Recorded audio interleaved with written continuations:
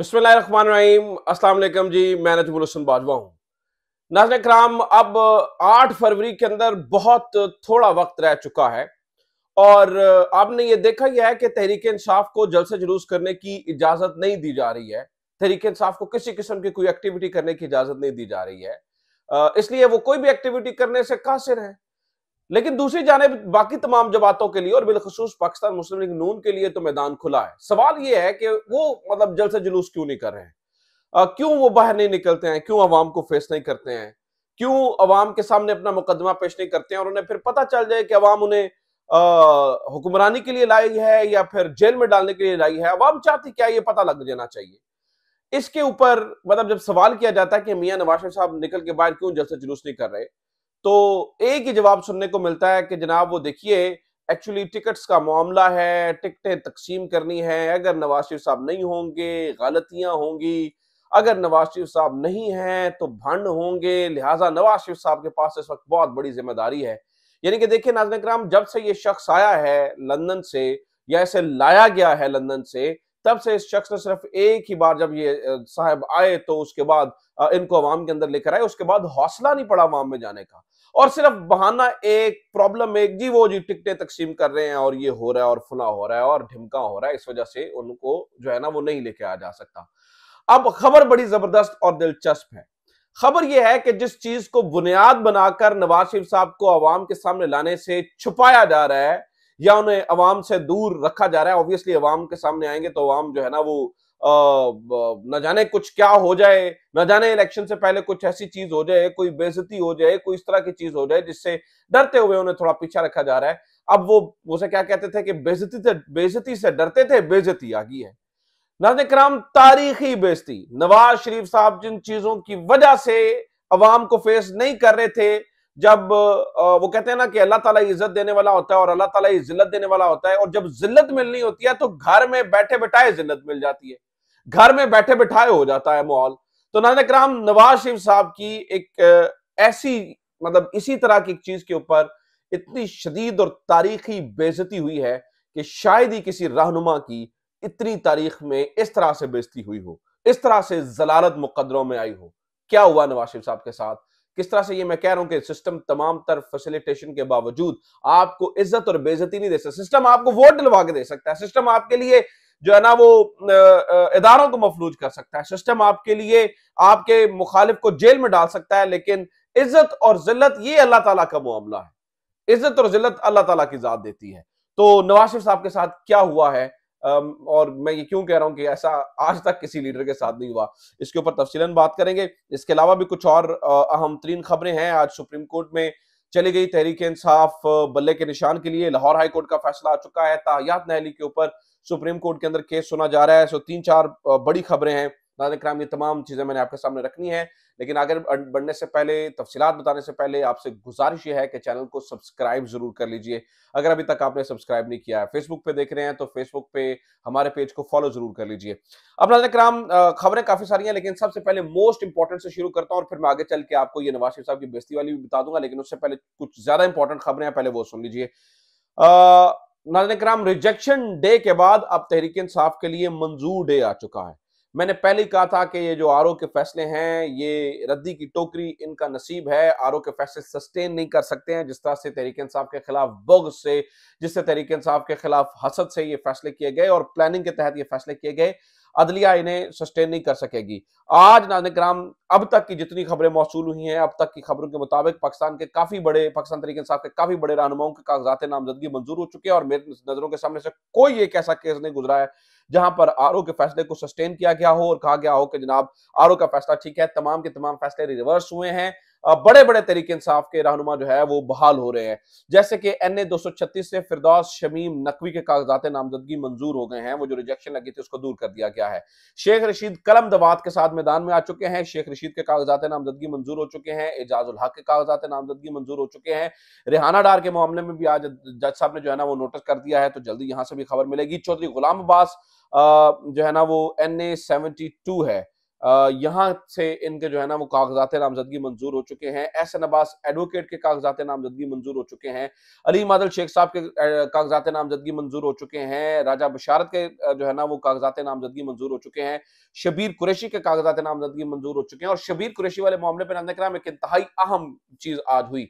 आपको पता ही है कि कल रात जिस तरह से जो है ना वो जरताज गुल साहिबा को इंसाफ दिया गया, इसी से शायद शबीर गुल ने जो शबीर कुरैशी साहब हैं, शायद इन्होंने ये सोचा होगा कि ठीक है इंसाफ शायद पंजाब के अंदर भी हो सकता है, तो इन्होंने ये फैसला किया कि ये अदालत के अंदर जाएंगे और अदालत के अंदर जो उन्हें बुलाया हुआ है वहां पे सरेंडर करेंगे, यानी कि अदालत के सामने सरेंडर करेंगे और जो भी उनको मालूमात दरकार हैं वो उसमें वो हिस्सा बनेंगे। शबीर कुरैशी नाज़रीन किराम अपने वकील के रूम में पहुंचे थे, तो बताया जा रहा है कि उन्हें दरवाजे तोड़ के वहां से जो है ना वो गिरफ्तार करके ले जाया गया है। एक बंदा ऑलरेडी हाई कोर्ट के अंदर आया है, वो कानून के सामने अपने आप को सरेंडर करने आया, लेकिन उससे पहले उसको गिरफ्तार कर लिया गया है।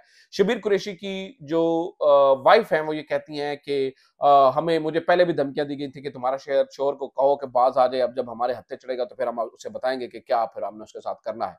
फिर नाज़रीन किराम एक और अहम तरीन और बड़ी खबर यह है कि लाहौर हाई कोर्ट ने फैसला सुना दिया है। कल रात जो मैं आपको बता रहा था कि लाहौर हाई कोर्ट से आज सुबह 9:30 बजे फैसला सुनाया जाना है, उस फैसले को सुना दिया गया है और उसमें पता ये चला है कि वही पुरानी कहानी सुनाई गई है कि देखें वो पेशावर हाई कोर्ट के अंदर भी मामला ज़ेर समाअत है, लिहाजा इस मामले को हम नहीं सुन सकते हैं, लिहाजा उस दरखास्त को मुस्तरद कर दिया गया है। दरखास्त सुनने से कल जज साहब कह रहे थे ऐसा फैसला देंगे, अदालती नजीर बनेगा, फला फला फला फला। आज नाज़रीन किराम वो सारा कुछ जो है ना वो डंप होता हुआ नजर आ रहा है।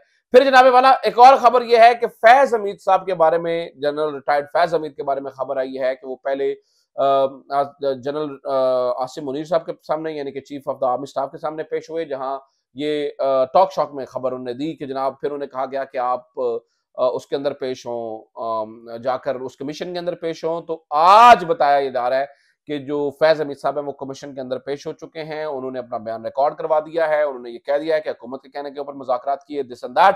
तो यहाँ पर भी जो है ना वो उन्हें क्लीन चिट मिलती हुई नजर आ रही है। अच्छा जनाब, अब आ जाते हैं दो मोस्ट इंपॉर्टेंट खबरों की तरफ। पाकिस्तान मुस्लिम लीग नून के कायद जनाब मियां मोहम्मद नवाज शरीफ की जो तारीखी बेइज्जती हुई है वो कैसे हुई है। देखिए, मियां नवाज शरीफ साहब के बारे में क्या कहा जा रहा है, टिकटें तकसीम कर रहे हैं, ये हो रहा है वो हो रहा है। नून लीग का टिकट इस वक्त सुपर हॉट है, नून लीग के टिकट के लिए लोग जो है ना वो लड़ रहे हैं, मर रहे हैं, नून लीग का टिकट मिल जाए। लेकिन नाज़रीन मजे की बात यह है कि नून लीग के टिकट जिन लोगों को दिए गए हैं वो टिकट वापस कर रहे हैं। मतलब एक बंदा लंदन से आके अवाम के सामने नहीं निकलता और वो ये कहता है जी मैं टिकटों के मामले में बैठना चाहता हूं। और कैसी मजे की बात है कि वो एक शख्स को टिकट देता है और अगला बंदा टिकट उसके नवाज शरीफ के मुंह पे मारता है। नवाज शरीफ के मुंह पे टिकट जो है ना वो मारी गई है। तो नाज़रीन किराम, ये वाकया सामने आया है NA 259 से। याकूब बुजिंजो साहब को टिकट पाकिस्तान मुस्लिम लीग नून का दिया गया और उनका सीरियल नंबर 30 जो है वो और इसके ऊपर जो इसहाक डार साहब हैं उन्होंने ट्वीट भी किया और टिकट का जो है वो कंफर्म भी किया। खबर ये सामने आई कि याकूब बुजिंजो साहब ने टिकट कहा है कि मैंने अप्लाई किया है ना, मैंने पाकिस्तान मुस्लिम लीग नून में शमूलियत अख्तियार की है, तो जो है ना वो मैंने तो टिकट अप्लाई नहीं किया है, मैं तो टिकट अप्लाई नहीं किया, तो मुझे आप टिकट क्यों दे रहे हैं। तो नाज़रीन किराम, याकूब बुजिंजो साहब ने टिकट इनके मुंह पे दे मारा है। आप रखिए अपना टिकट अपने पास। यानी आप ये देखिए कि जिस शख्स को आप तब से लेकर आए और वो टिकटों के मामले में पता नहीं कहां से जो है ना वो कंसल्टेशन ले रहा है, कैसे वो फैसले कर रहा है। जिस शख्स को टिकट देता है NA 259 याकूब बुजिंजो बलूचिस्तान से, वो ये कहते हैं कि भाई ना मैंने पाकिस्तान मुस्लिम लीग नून में शमूलियत अख्तियार की है, ना मैंने टिकट अप्लाई किया है और आप मुझे अन्यवा टिकट दे रहे हैं। यानी कि इसका मतलब इनका टिकट लेने वाला कोई नहीं बचा है। ये इधर उधर से जो बंदा देख रहे हैं उसको टिकट दे रहे हैं और अगले जो है फिर इनके साथ ये कर रहे हैं। नाज़रीन किराम, किसी भी लीडर के साथ तारीख में आज तक ऐसा नहीं हुआ है। मैं मिसाल देता हूं, सिस्टम इतना फैसिलिटेट कर रहा हो, सिस्टम इतना जो है ना वो किसी भी शख्स को लिवरेज दे रहा हो, सिस्टम जो है ना वो किसी भी शख्स को इतनी जो है ना वो ओपनली सपोर्ट कर रहा हो और उस शख्स के साथ फिर ये हो। नाज़रीन किराम, आज तक हमने ये नहीं देखा जिस तरह नवाज शरीफ साहब के साथ हुआ है कि नवाज शरीफ साहब के टिकट ही उन्होंने कहा भाईजान चाहिए नहीं है, आप अपने पास रखें। तो ये है इनकी हकीकत, ये है नाज़रीन किराम इनका मेयार और ये है इनकी पब्लिक के अंदर एक्सेप्टेंस। ये है इनकी पब्लिक के अंदर एक्सेप्टेंस जो है ना वो लिहाजा अवाम इन्हें एक्सेप्ट नहीं कर रही है। अच्छा जनाब, अब आ जाते हैं अहम तरीन खबर की तरफ। वो ये है कि सुप्रीम कोर्ट के अंदर एक केस चल रहा है ताहयात नाअहली वाला मामला। इसके अंदर काजी फायजा साहब बिल्कुल मुख्तलिफ नजर आ रहे हैं। जब वो पीटीआई का केस सुन रहे होते हैं तो उनके जज्बात मुख्तलिफ होते हैं। वो कहते हैं ये किसी सियासी जमात के बारे में नहीं है, ये फलां नहीं है। अब जनाब जब वो ये केस ताहियात नाअहली वाला सुन रहे हैं तो वो कह रहे हैं कि इलेक्शंस होने हैं, इलेक्शंस के पहले पहले हमने ये फैसला करना है।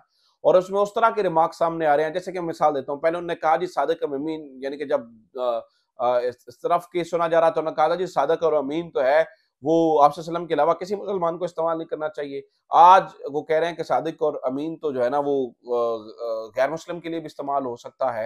यानी कि इस तरह से मिलती जुलती स्टेटमेंट आई। फ़हीम अख्तर साहब ने इसको रिपोर्ट किया और लिखा कि जनाब ये इस तरह की चीजें जो हो रही हैं और ऐसे दलाइल सामने आ रहे हैं। नाज़रीन किराम, ऐसी ऐसी चीजें जैसे कि तौबा का दरवाजा खुला है, नाअहली जो है ना वो 5 साल के लिए होनी चाहिए। मतलब इस तरह की चीजें सामने आ रही हैं, जैसे लगता है कि सुप्रीम कोर्ट से भी ऐसा लगता है जैसे सहूलतकारी मिल रही है नवाज शरीफ साहब को कि किसी तरीके से ये सिस्टम के अंदर ऐड हो जाएं, किसी तरीके से ये इलेक्शन लड़ रहे हैं, किसी तरीके से जो है ना वो इनको जो है ना वो ये इलेक्शन लड़ने के लिए हल कर दिया जाए।